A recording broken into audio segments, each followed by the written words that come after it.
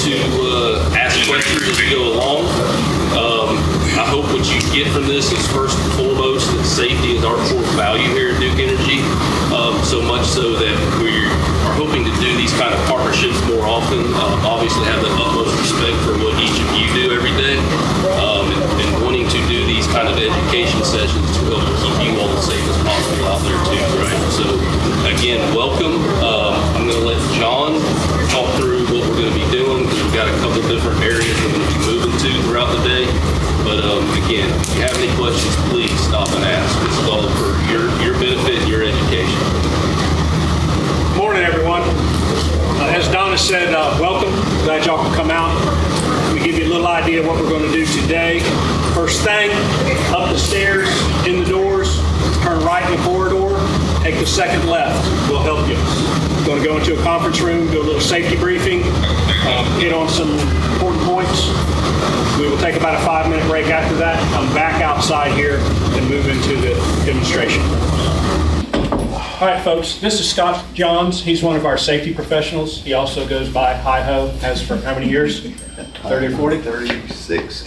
One of our safety professionals here.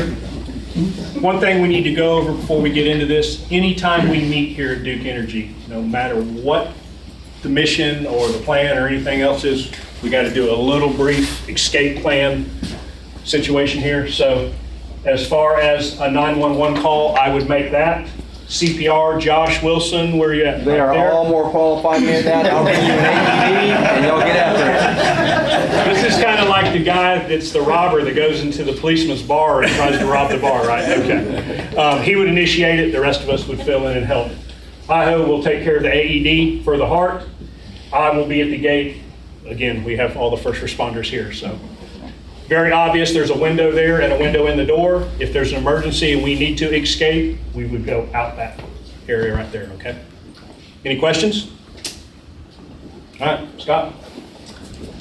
Okay, good morning and welcome to Duke Energy. Good morning.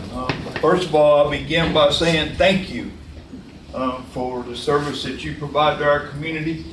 I kind of picture normalcy as a wheel and it has spokes to the wheel. And when we start losing those spokes to the wheel, y'all make up some spokes and we make up spokes, and we start losing spokes to the wheel starts wobbling and we get into chaos, right? So if you don't believe it, stick around for a hurricane and you can see some chaos. So as soon as things start getting out of normal, people react differently. So thank you for providing normalcy to our community and supporting us. At Duke Energy, safety is our first and foremost. And we also, it's important for our customer and our community also. So this is our health and safety policy. Duke Energy is committed to protect the communities we live in and serve by achieving the highest levels of safety and environmental performance, by proactively addressing risk, empowering employees to be good environmental stewards, and providing an event-free workplace. We enhance the quality of life of our workforce, improve the lives of our customers, and we contribute to the Duke Energy's long-term business success. So if you ever see a bird sitting on a power line, he can sit there and he's fine as long as he doesn't touch anything else. If he's sitting on the power line and he reaches over and touches the pole while he's touching the power line, bad things happen. Y'all don't have these, okay? So you can't touch it, all right? If you leave here today with anything, please remember that, okay? We have a lot of customers, some customers that make contact with our equipment they'll be cleaning their pool and they have a aluminum pole and they stick it into the conductor, okay? Antennas, they'll be trying to set up a radio antenna and they get into the conductor. So the static line had fallen and the highway patrol goes out and he's going to clear it out of the road. So he drags it out of the road. But the line's energized at 69,000 volts. So he's dragging that, and then we get out on the job and the lineman give him what for. And we get a little excited because we know the danger that you just put yourself into, okay? Don't touch it, just wait, we're coming. Okay, and for us, for OSHA, they require us, we have to obtain electrical clearance. Okay, and we have to establish 2 visible open points. So we have to isolate that conductor on both sides. We have to potential test it with a approved device, which I have one up here on the table. And then we have to install personal protective grounds. Then at the location where we're going to do it, we actually have to spike or pierce the cable. It's another form of grounding the cable, just to verify that that cable is energized. So my point being, if we're doing all that, you can't just walk up and start handling stuff. Okay? Back when I was in the field, I got a call. I was working in a pop as a lineman. Get a call, wire down on Wekiwa Springs Road.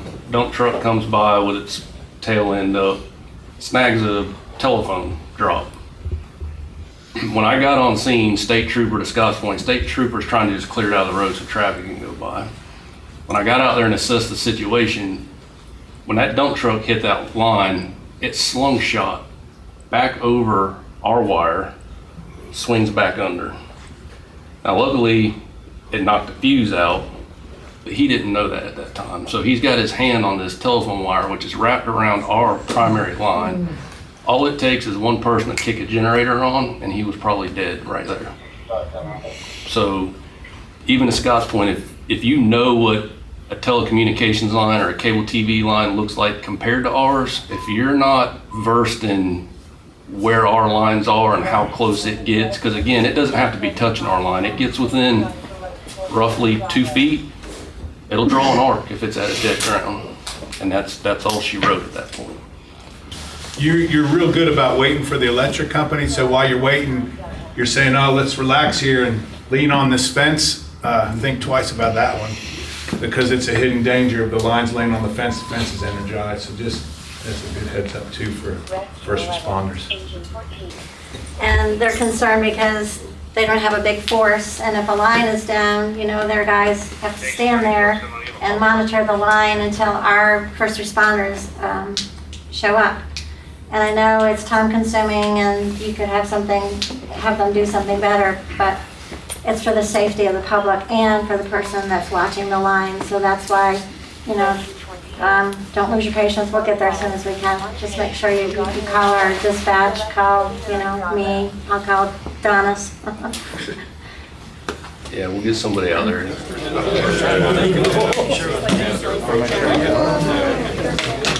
Kind of like what they Move on to our PPE. You'll hear me say stuff about old school, throwback days and things like that. I can remember coming to this yard, my very first day of employment in 1984. It was a rainy day, as a matter of fact. Thought I just landed it here, you know, I'm good. Almost 40 years later, I'm still here, but just about done. They had just transitioned from short sleeve shirts to long sleeve shirts. So the years prior to me being here, you wore short sleeve t-shirts to work. We went to a 3/4 or a full length sleeve. The rubber glove, of course, goes over it so that it protects that part that was uncovered. The 100% cotton, the idea behind that was if you were involved in a flash or a contact, that product burned off of your skin more easily than a polyester or a synthetic or something like that that could stick to you. Rubber gloves, probably our primary form of protection. I think Scott touched on 2 forms of protection inside there. If you're standing on the ground, you're wearing rubber gloves and handling something with a stick. A lot of our connections today can be made with this stick. Again, distance us from this potential dangerous, hazardous source if something goes wrong. Need to take something loose, need to tighten it back up. Josh, if you would, close that switch on pole 2. Josh has a universal stick there. That's a universal spline. It sets many attachments from sockets to fingers to hammers